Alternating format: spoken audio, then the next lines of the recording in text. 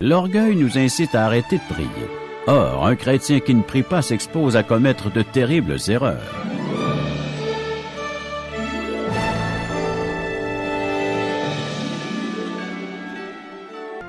Un des pièges les plus destructeurs utilisés par un ennemi sur le champ de bataille est la mine antipersonnelle. Il s'agit d'un mécanisme conçu pour détruire ou mutiler tout ce qu'il déclenche. Contrairement aux pièges plus conventionnels, la mine antipersonnelle est camouflée au point d'être pratiquement invisible. Quand on la découvre, il est habituellement trop tard. Essayons maintenant de transposer ce danger dans la vie spirituelle, car à l'instar des mines antipersonnelles placées sur les routes, les pistes ou dans les champs pendant une guerre, Satan place des pièges sur le chemin de tous les croyants. Il n'existe pas pour nous de chemin dénué de tout obstacle caché. Non, chaque jour, nous avons à faire face à des pièges et à des mines spirituelles. Et si nous posons notre pied sur l'un d'eux, notre relation avec Dieu le Père s'en trouvera affectée, ainsi que notre témoignage personnel à notre entourage. Ces pièges spirituels peuvent aussi influencer la conduite de notre vie, c'est-à-dire les choses que Dieu peut faire et veut faire dans notre vie. Ils peuvent même provoquer notre destruction. Nous devons donc être en mesure de les détecter et de les identifier afin de protéger notre relation avec notre Père et notre témoignage personnel, car ils pourraient compromettre sérieusement l'objectif de Dieu pour notre vie et sa façon de nous utiliser. Ouvrons maintenant notre Bible, si vous le voulez, dans le livre du prophète Daniel. Nous parcourrons le 4e chapitre. Je vais résumer la situation pendant que vous cherchez le passage. Daniel avait interprété un rêve fait par le roi Nebuchadnezzar. Commençons notre lecture au verset 27 jusqu'au verset 30. « C'est pourquoi, ô roi, puisse mon conseil te plaire. Mets un terme à tes péchés en pratiquant la justice et à tes iniquités en usant de compassion envers les malheureux, et ton bonheur pourra se prolonger. » Avez-vous remarqué le conseil du prophète? Mets un terme à tes pratiques habituelles, à tes péchés, à tes iniquités, pour que le Seigneur prolonge ta prospérité. Lisons le verset 28. Toutes ces choses se sont accomplies pour le roi Nebuchadnezzar. Daniel a donc donné une interprétation exacte du rêve de Nebuchadnezzar. Il prouve donc ainsi avoir accès à la sagesse de Dieu. Le roi en tiendra-t-il compte à l'avenir? Voyons nos 2 derniers versets, les versets 29 et 30.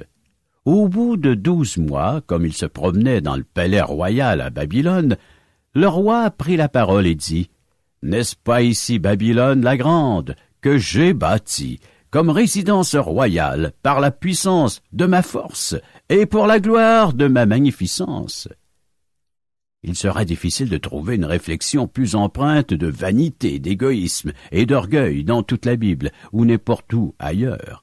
Relisons-la, verset 30. « N'est-ce pas ici Babylone la grande, que j'ai bâtie comme résidence royale, par la puissance de ma force et pour la gloire de ma magnificence? » Le message d'aujourd'hui s'intitule « Le piège de l'orgueil ». Dans le domaine spirituel, ce piège peut être tout aussi dévastateur qu'une mine antipersonnelle. Son danger réside dans le fait qu'il nous est difficile de l'identifier, car nous n'aimons guère l'idée que nous puissions être orgueilleux. Habituellement, nous nions rapidement toute évidence de la présence d'orgueil dans notre vie et nous sommes trop souvent les derniers à la constater. Nous pouvons donc constater que l'orgueil est tout aussi dangereux qu'une mine, dans le sens qu'il pourrait également nous mutiler, nous faire du mal, nous blesser ou même nous détruire. Je souhaite qu'avant la fin de ce message, vous soyez capables de comprendre pourquoi il est essentiel de nous protéger contre le piège de l'orgueil. Commençons par nous mettre d'accord sur une simple définition de l'orgueil. Je vous propose celle-ci. L'orgueil est une attention exagérée que nous portons à notre propre personne. Elle est une distorsion, une vision tordue et enflée de qui nous sommes. Cette façon de nous voir ne plaît pas à Dieu, car nous nous donnons trop d'importance. mes pensées, mes sentiments, mes possessions, mes ambitions, mes désirs et mes objectifs de vie. Vous êtes-vous déjà demandé ce que pense Dieu de toute cette question d'orgueil? Dieu déteste l'orgueil, et tout ce que Dieu déteste n'a rien à faire dans notre vie. Mais nous pouvons quand même chercher à savoir pourquoi Dieu déteste l'orgueil à ce point. Il y a à cela plusieurs raisons. Et la première est que l'orgueil est une des caractéristiques de Satan. Dans le prophète Ésaïe, chapitre 14, versets 13 et 14, Dieu nous décrit Satan, et nous pouvons réaliser que l'orgueil fait partie de son caractère.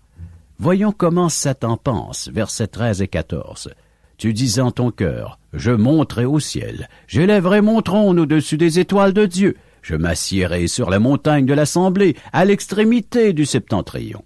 Je monterai sur le sommet des nues, je serai semblable au Très-Haut. » Satan rêve de s'élever jusqu'à Dieu. Cela n'a rien de nouveau. Vous rappelez-vous où tout cela a commencé? Dans le jardin d'Éden, avec Adam et Ève. C'est à cause de cet orgueil, parce qu'il veut s'élever jusqu'à Dieu, qu'il a attiré Ève dans un piège. Écoutez-le encore, dans Genèse chapitre 3, verset 5. « Mais Dieu sait que, le jour où vous en mangerez, vos yeux s'ouvriront et que vous serez comme Dieu, connaissant le bien et le mal. » L'orgueil est au cœur du péché de l'homme. C'est pourquoi Dieu le déteste.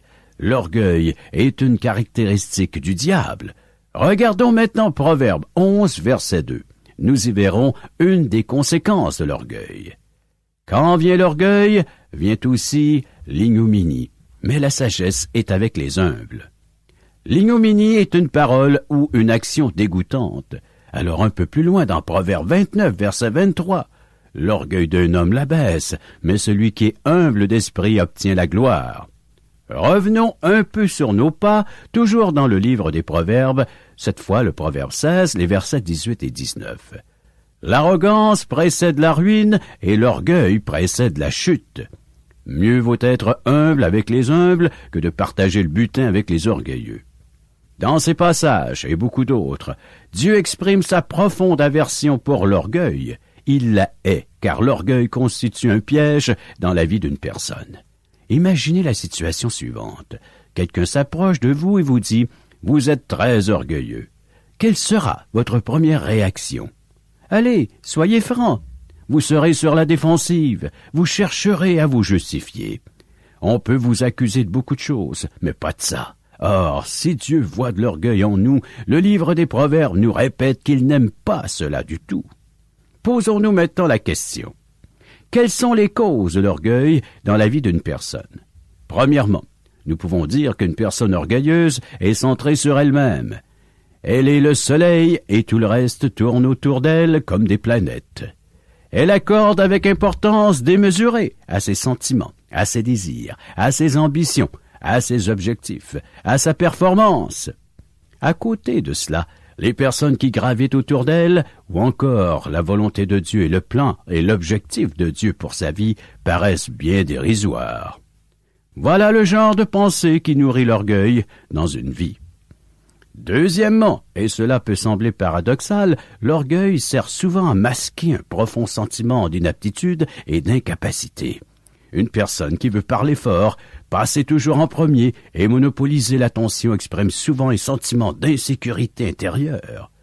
Son besoin d'attirer l'attention à tout prix, d'être reconnue à ce qu'elle estime être sa juste valeur et d'être remarquée indique habituellement un manque dans sa vie. Car une personne orgueilleuse souffre d'un vide béant à l'intérieur d'elle. C'est pourquoi elle cherchera à meubler ce vide intérieur par des compensations provenant de l'extérieur.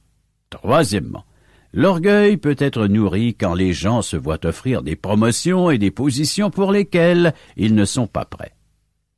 Et cela n'arrive pas seulement à des personnes occupant de hautes fonctions dans le monde séculier. L'Église aussi est exposée à ce danger. Car si une personne ne possède aucune autorité et qu'on lui en donne un peu, elle se retrouve devant une tentation. Dieu, lui, sait exactement ce qu'il peut nous donner dans la vie pour nous préparer à la prochaine étape de son plan. Or, parfois, nous donnons aux gens des responsabilités ou nous leur confions des tâches quand elles ne sont pas prêtes à les assumer. Il ne s'agit pas ici d'un manque de compétences, mais d'humilité. À l'intérieur de mon ministère, j'ai déjà vu survenir des personnes qui possédaient un merveilleux témoignage. Et souvent, l'Église les élève en leur demandant de parler devant l'Assemblée ou d'occuper certaines charges pour lesquelles elles ne sont pas encore prêtes. C'est à ce moment que Satan les fait tomber dans son piège préféré. Elles n'étaient pas prêtes, spirituellement, à recevoir toute l'approbation, l'acceptation, l'admiration, la reconnaissance et les applaudissements qu'elles ont reçus. Elles n'étaient pas encore rendues à ce point dans leur vie. Et cela peut se produire à tous les niveaux dans le ministère. Certaines personnes ont seulement besoin d'un tout petit peu d'approbation avant de croire tout ce qu'elles entendent. Une personne engagée sur le chemin périlleux de l'orgueil croira toutes les bonnes choses qu'on dit sur elle. Elle les croira et elle en jouira. Pour éviter ce piège, j'aimerais vous suggérer ceci. Si vous prenez conscience que vous prenez peut-être un peu trop plaisir aux compliments, vous n'avez qu'à penser « j'ai fait cela pour Jésus ».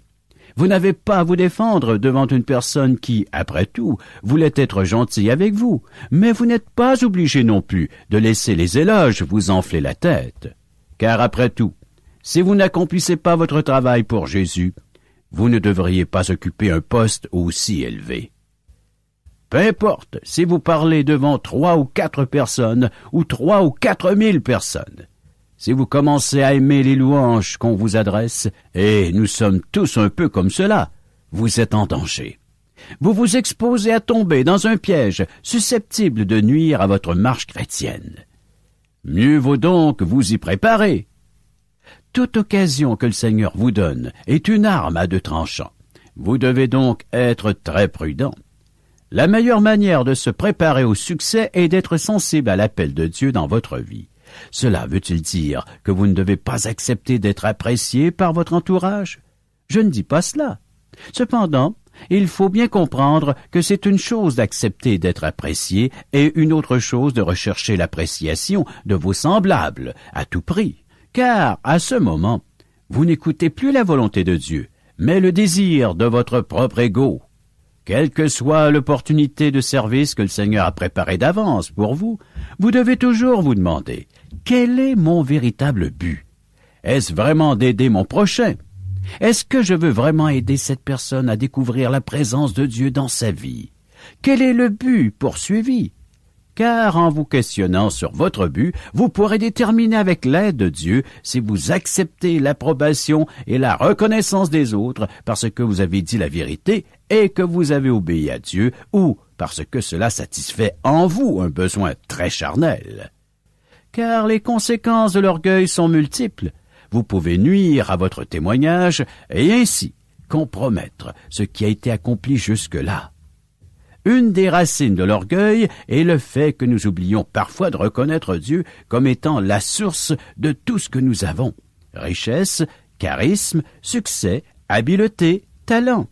Nommez-moi une chose qui ne vient pas de Dieu. Nommez-moi une chose qui ne vous a pas été accordée en vertu du sang de Jésus-Christ, versé pour vous sur la croix. Que seriez-vous sans la bonté, l'amour et la compassion de Dieu? Tout vous a été donné par Dieu, parce que Jésus-Christ a payé la dette de vos péchés par sa mort expiatoire sur la croix du Calvaire. Et si vous avez accepté par la foi ce don formidable et inespéré de la part du Dieu fait homme, la grâce du Père vous a pardonné et purifié de vos péchés, et vous marchez maintenant dans la sainteté devant lui. Or, quand nous laissons ce débordement de bénédictions non méritées nous monter à la tête, nous cherchons à devenir autonomes à l'égard de Dieu. Nous ne le reconnaissons plus comme la source de ces bénédictions et nous tombons dans le panneau de l'orgueil. Retenez bien cette formule. Si Dieu n'est plus dans votre vie, l'orgueil le remplacera. Si nous faisons sortir Dieu, l'orgueil entrera par la même porte. Nous penserons dans notre cœur, je n'ai pas besoin de Dieu dans cet aspect particulier de ma vie. Et alors, préparons-nous à sauter. Bonjour les pièges, bonjour les mines, au premier pas, bang! Un échec. Dieu nous descendra de notre piédestal, car il nous aime. Si nous posons le pied délibérément et volontairement sur une mine d'incrédulité, nous douterons de la puissance de Dieu et nous commencerons à nous éloigner de lui. Les conséquences seraient désastreuses, pouvant même aller jusqu'à l'autodestruction. Méditons sur ces conséquences pendant quelques instants. Quelles sont les conséquences de l'orgueil dans notre vie? Aucun homme ou aucune femme ne peut les assumer. Pouvons-nous prendre le risque de tolérer dans notre vie une chose pour laquelle Dieu entretient de la haine? Imaginez que vous ayez un fils ou une fille qui commence à prendre de la drogue. N'éprouveriez-vous pas de la haine pour cette drogue, alors que vous la voyez transformer l'être aimé en zombie? Il est tout à fait normal de détester une chose qui détruit votre enfant. Vous ne pouvez tolérer de voir cette drogue compromettre un avenir prometteur. Vous souffrez de devenir un étranger pour votre enfant. Dieu déteste le péché et tout spécialement l'orgueil pour les mêmes raisons. L'orgueil est un affront devant Dieu, car c'est lui dire « Je n'ai pas besoin de toi ». Quelles en sont les conséquences? Premièrement, notre relation avec Dieu s'en trouvera affectée. Comment pourrions-nous entretenir une bonne relation avec Dieu quand il dit qu'il déteste l'orgueil et que nous laissons entrer l'orgueil dans notre vie? L'orgueil nuit à notre relation avec Dieu. Mais ce n'est pas tout. L'orgueil nuit également à notre relation avec notre entourage. Car, à dire vrai, personne n'aime se trouver en compagnie d'une personne orgueilleuse et égoïste, qui réclame sans cesse plus d'attention. Elle doit toujours tirer à elle toute la couverture, et elle enviera toute autre personne qui détourne d'elle l'attention dont elle a tant besoin, en tout temps. L'orgueil nuit à votre relation avec les autres. L'orgueil nuira aussi à vos capacités de chef. Lorsque vous êtes responsable d'un groupe au travail ou à l'église pour l'enseignement, pour la prédication de l'Évangile, pour l'œuvre d'évangélisation ou autre chose, l'orgueil vous nuira pour la raison suivante. Les personnes qui vous suivent ont besoin de croire en vous. Elles doivent vous faire confiance. Or, si vous devenez orgueilleux, vous laissez entrer de l'interférence dans votre communication avec les autres. Cette interférence entre dans votre cœur. Les gens qui veulent vous suivre prennent conscience du fait que vous vous servez d'eux pour flatter votre ego. Vous voulez atteindre un but, un objectif, un sommet, accomplir et réussir quelque chose, et vous êtes prêt à tout pour y arriver. Vous devenez tellement absorbé par ce but que vous ne voyez plus rien ni personne d'autre. Il devient très difficile pour les autres de vous suivre, car ils ne peuvent plus vous faire pleinement confiance. Si vous voulez prendre la direction d'un projet et que vous laissez l'orgueil exercer une influence sur vous, les conséquences seront dévastatrices. Les gens qui voulaient vous suivre auront beaucoup de difficultés à continuer à le faire. Un chef qui se laisse dominer par l'orgueil pourra manifester un autre symptôme. Il commencera à faire preuve de favoritisme envers les gens qui flattent son ego. J'ai vu une telle chose se produire à quelques reprises. Et en voulant flatter l'ego d'un chef orgueilleux, une personne se déprécie elle-même afin d'être appréciée par son chef. Et puisque le chef a lui aussi besoin d'être apprécié pour nourrir son ego, il se laissera manipuler par la personne qui le flatte. Et plus son ego est nourri, plus la volonté de Dieu perd de son importance. Quel piège! Quel désastre! Quelle honte! Quelle gifle infligée à l'Église! Nous sommes les fils et les filles du Dieu vivant. Nous sommes ses serviteurs et ses servantes, et nous devons marcher dans la sainteté devant lui. L'orgueil ne devrait avoir aucune place dans notre vie. Et si on me demande, puis-je au moins être fier du travail que j'ai accompli? Non, vous ne le pouvez pas. Vous pouvez être reconnaissant envers Dieu, car il a béni l'œuvre de vos mains. Vous pouvez éprouver de la reconnaissance envers Dieu, mais pas de fierté, et encore moins de l'orgueil. Vous pouvez exprimer votre gratitude avec action de grâce au Dieu Tout-Puissant, qui, dans sa grâce et sa compassion, a consenti à vous utiliser pour apporter une bénédiction dans la vie d'une autre personne ou d'un groupe. Toutefois, il n'est pas question d'orgueil ici. Il est question de gratitude et de remettre à Dieu ce qui revient à Dieu. Une autre conséquence de l'orgueil est d'atténuer jusqu'à l'extinction complète l'œuvre du Saint-Esprit dans notre vie. Le Saint-Esprit travaille pour la gloire de Dieu et non pas pour nourrir un orgueil d'homme. Une autre stratégie de Satan Et un autre piège consiste à ne pas nuire à votre succès, en espérant que la réussite vous incitera à ne plus dépendre de Dieu. Le tentateur nous laisse une certaine longueur de corde afin de mieux nous pendre avec. Nous voyons souvent des gens réussir très bien au début de leur ministère, et nous les voyons progressivement déraper dans la courbe de l'orgueil. Nous sentons l'orage gronder, mais quand nous essayons de les prévenir, ils répliquent « Mais non, voyons, regardez comme les choses vont bien, j'ai réussi ceci et cela. » Or, là n'est pas la question. Si on revient à notre passage, on se rappelle qu'une année entière s'était écoulée depuis l'interprétation du rêve de Daniel et son avertissement adressé au roi. Une année complète, et le roi de Babylone n'avait toujours pas amendé ses voies. Dieu nous démontre ainsi sa grâce, sa bonté, son amour et surtout sa patience. Il a attendu 1 an avant de juger le roi pour lui donner l'occasion de se repentir de son orgueil. Dieu use de grâce et de bonté envers nous en ne nous frappant pas au premier jour de notre égarement. Cependant, cela ne veut pas dire qu'il ne nous corrigera jamais. L'œuvre du Saint-Esprit peut être éteinte par l'orgueil humain. Il est parfois triste de constater comment certaines personnes tellement douées, talentueuses et habiles grâce à Dieu décident un jour de continuer sans lui. Par manque de discernement, elles sont aveuglées par leur propre performance. Elles se disent « Quel beau travail! Quel succès !» Or, les gens doués de discernement peuvent voir la différence. Ils savent si une chose vient de Dieu ou de la chair.